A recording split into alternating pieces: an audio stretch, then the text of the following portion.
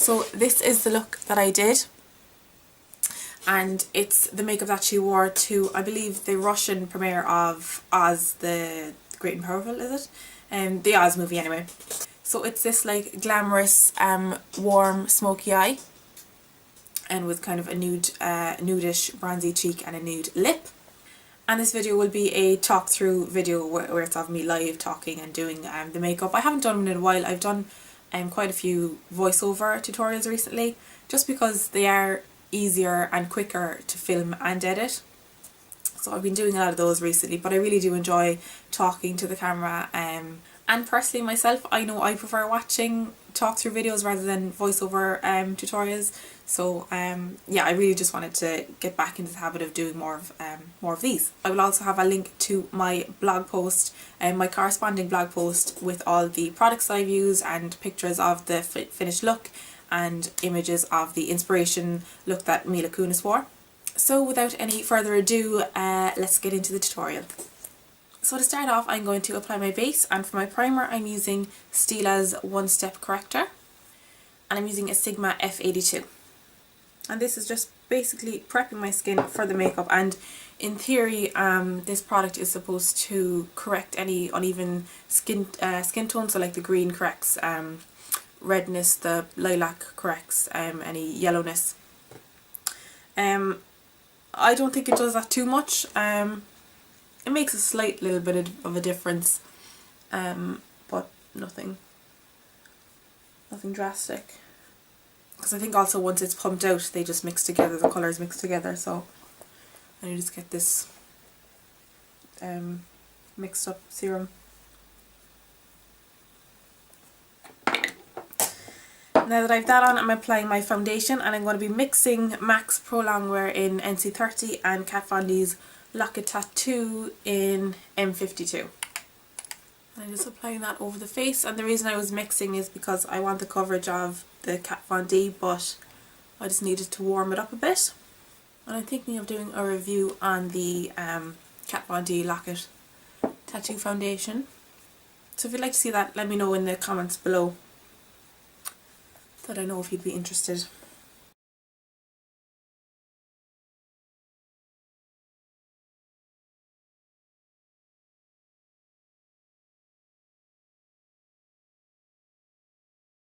I'm just pushing that over anywhere else I need some extra coverage. Trying to get my skin as flawless as I can, since this is a red carpet look. So Mila's skin is pretty flawless. Blending down over the jawline to make sure it's blended down, you don't get any harsh lines. That's never attractive. So that has great coverage, but there's a couple very dark pigmentations that I can just see coming through looking in the mirror here, and I have one new breakout coming out here. So the redness of that is showing through a little bit, so I'm just taking some of my Dermacolor concealer from this palette here, and I'm using the shade D7. Hold on, see how that works on me. And the Dermacolor concealers are basically extremely pigmented concealer, made for like camouflage, for going over tattoos and things, and dark scarring.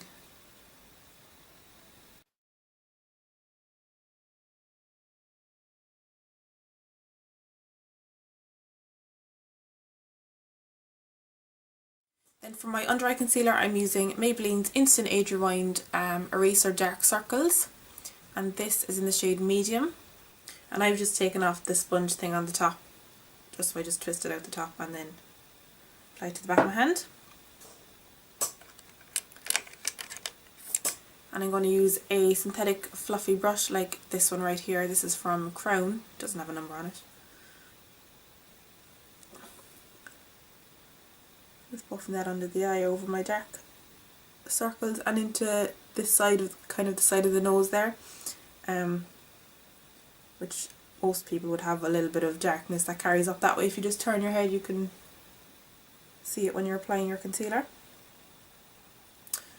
Maybe you're lucky enough that you don't have that much darkness, but I definitely do. And I always take it right to the outer corner as well, because I tend to get darkness around my outer corner of the eye. You might need to do that.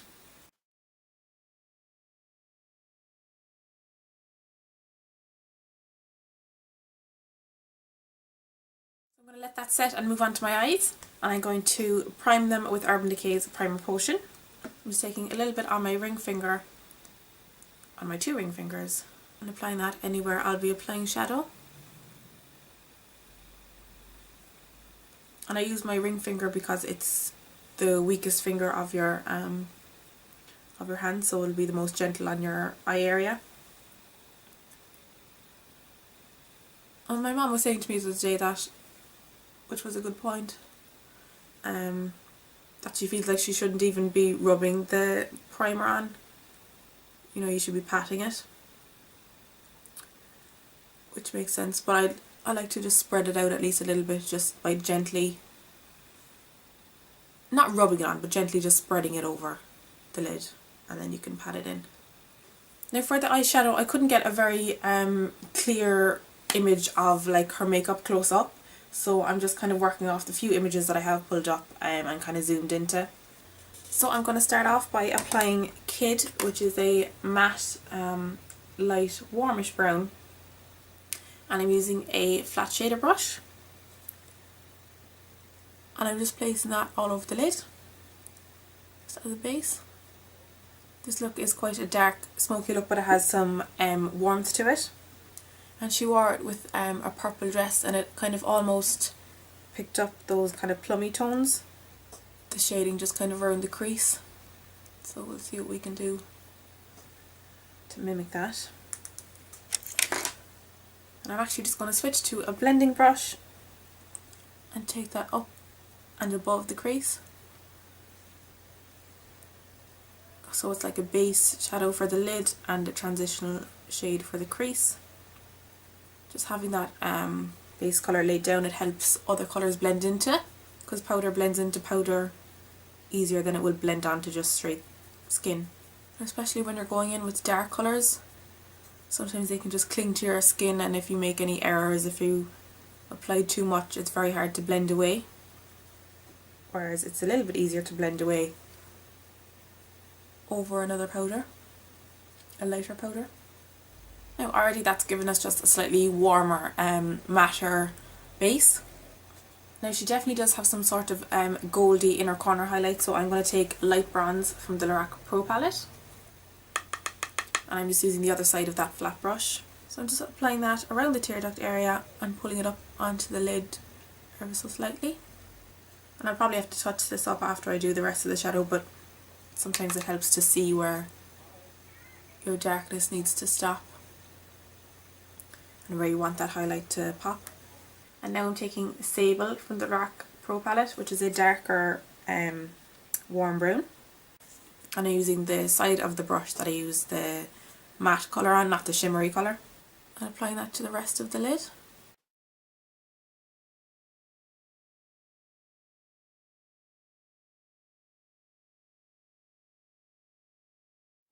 And again, switching to my blending brush. This is a MAC 224, by the way. It's just a special edition one, so it's shorter handle.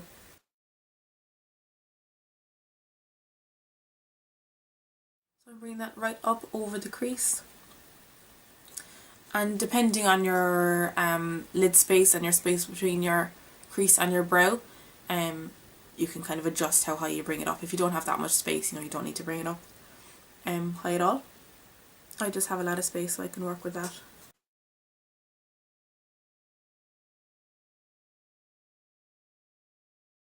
I'm going to leave that as it is for the moment. I might come back and blend and darken it some more, but I'm just going to move on to the darkness that she has going on around the lash line. I'm going to start that by taking an angled brush and Espresso, which is this dark brown here. Very dark brown. And running that along the lash lines and blending up slightly.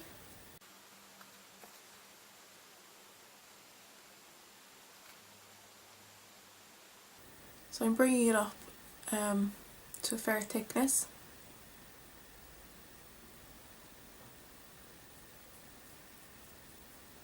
And I'm kind of flicking my brush once I line with the product that's on the brush. Then I just kind of flick up with whatever is left on the brush, just to blend it upwards a bit and kind of smoke it out. And I don't have as much actual lid space as Mila does, so if you have good lid space, you can probably smoke it out even thicker. So again, keeping it nice and thin on the inner corner, and then thickening it up in the outer half. I'm just going to leave that for a minute and move on to the lower lash line, and I'm going to take what's left of the sable, which was the medium warm brown that's on this, and run that along the lower lash line. I'm going to pick up a tiny bit more just on the edge of it. Just running that along, but I'm just kind of focusing that colour in the centre, just because I'll be darkening up the outer corner and adding some more light in the inner corner. I'm just starting to blend that down a little bit, because Mila has quite large round eyes, so her colour tends to come down a bit further. So it's just a tad more blended down than I normally would wear. Then on the edge of that brush I'm taking Espresso, which is that dark colour we use on the top lash line. And I'm just going to press that into the outer corner. I'm just pressing so I don't get too much fall down or fall out. I'm just going to join that with the colour from the top lash line, just from the corner. Now I'm going to line my waterlines, and as I said, I don't have a very close-up image of her makeup, but it almost looks like she's wearing a very, very dark brown liner in the waterlines. I don't have a very dark brown one. I have some kind of medium brown colours, so if you do have a very dark brown, that would work. I'm just going to go in with black and line the top and bottom waterlines. And this pencil, by the way, is from Urban Decay. It's the 24/7 pencil in version. Also just taking it right down by the tear duct area, because she tends to line the whole way around the eye, which I think is what she's done there, or her makeup artist has done. Now going back to the crease, I'm actually going to take a touch of Sketch, which is this dark plum colour from MAC, on my blending brush, and again going kind of over the crease as much as your eye allows.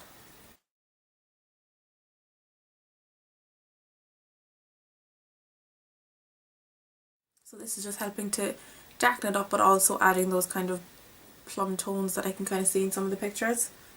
So now that I have pretty much, I think, all the colours and shadows on that I wanted to use, I'm actually just going to thicken up the top liner even more, because looking at some of the face on shots of Mila, that liner pretty much covers up the lid on the outer half. So what I'm going to do is go back in with my Espresso and thicken that up, and then I'm going to go right into the lash line with a black to get that real darkness right at the edge of the eye. Just coming in with my blending brush just to help soften that edge, just to make it more smokier and smudgier. And then, as I said, I'm just going to take a little bit of black from the Lorac Pro palette. I'm just going to press that into just the base of the lashes.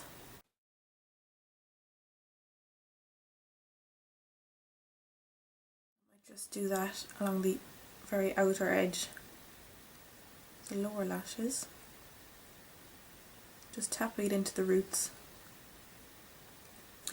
Now for her brow bone highlight, I don't think it's a matte colour, but it's not frosty, it's not too shimmery, it just kind of has a sheen to it. So I'm going to take Virgin from the original Naked palette, and this is a MAC 275 again, it's just a short handled one. I'm just going to place that right underneath the brow. Not too strong, but it just kind of catches the light. And then I'm just going to use this brush to touch up my inner corner highlight. I'm actually going to take a touch of Half Baked from the Naked palette, just applying that on the inner corner of the lid, just because I don't think that light bronze colour was reading as gold as I wanted.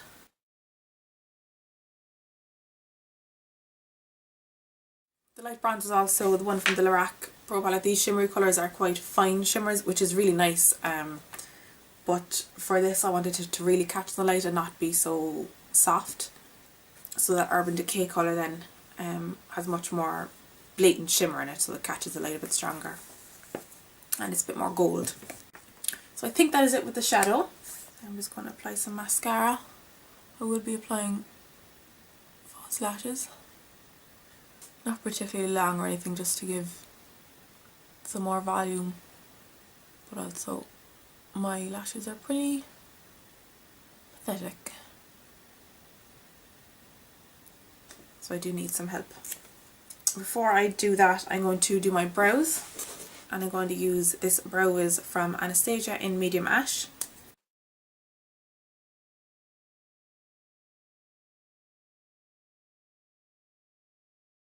Mila's brows are thicker than mine, so I'm just filling them in a fraction thicker than I normally would. For lashes, I'm just going to apply these Revlon ones, which are flirty. And they're not particularly dramatic or anything, they're just going to give me a bit of length and some volume. So I will apply these and then I'll be back. So now that I have my lashes on, I can move on with the rest of my face. So I'm going to set my entire face with Rimmel's Stay Matte powder. This is a translucent pressed powder. And this just helps the base to stay in place and not move around, and also to stay matte. And then I'm going to use a little bit of Harmony, just as kind of a contour slash bronzer around the edge of the face. Just taking a touch of it up on a Real Techniques blush brush. So it's nice and fluffy and soft, and it'll give a softer application of this, because I don't want it to be too dark. Down under the cheekbone, not so much under like a contour, more like a bronzer, because her blush is like a blush slash bronzer. I am going to use a separate blush for that as well though. So it just comes down almost like a low blush. Then I'm taking my favourite sleek blush in Suede. Just looks like that. And just where I was saying with the bronzer, kind of like a low blush.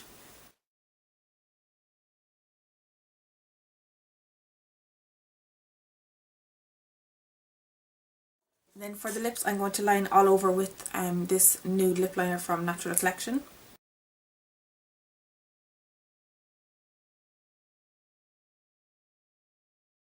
And then I'm going to go over it with a little bit of Myth from MAC.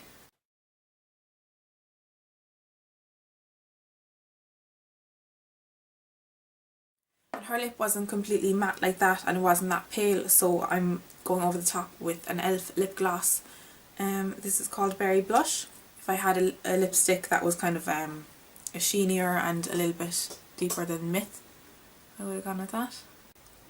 So I'm just adding the slightest touch to the centre and then just blending it out like that.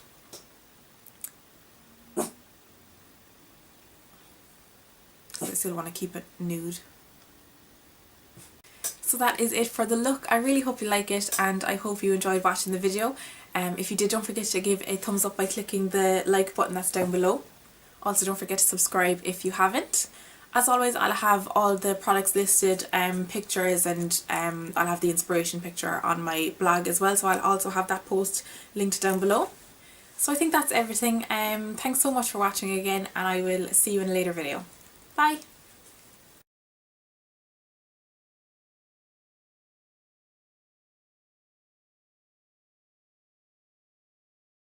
Now I'm taking Sable from the Lorac Pro palette.